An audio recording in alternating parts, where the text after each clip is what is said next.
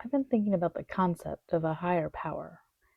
People often talk about God or a higher power in very different ways. Some people describe God as loving, compassionate, and forgiving.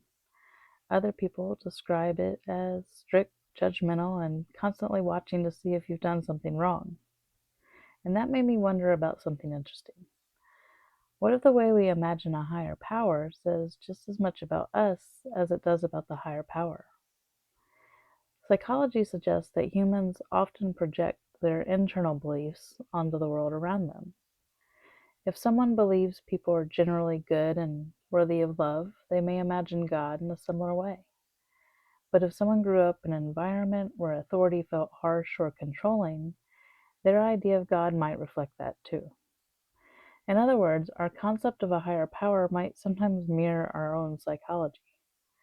It's like the mind trying to understand something infinite using the emotional language it already knows.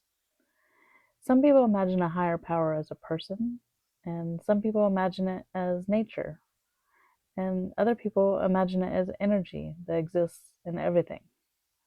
And some people don't believe in a higher power at all. Each of those perspectives might say something about how a person understands themselves and the world around them. For me, I tend to think of it less like a being sitting somewhere in the universe and more like an underlying energy that exists in everything, something creative, connected, and constantly unfolding. And if that's true, then maybe the interesting question isn't just what is God? Maybe the more revealing question is what does my idea of God say about how I see myself and the world? Because the way we imagine something that big might quietly shape how we treat other people and how we treat ourselves. And that's a thought that keeps my mind busy sometimes. What do you think?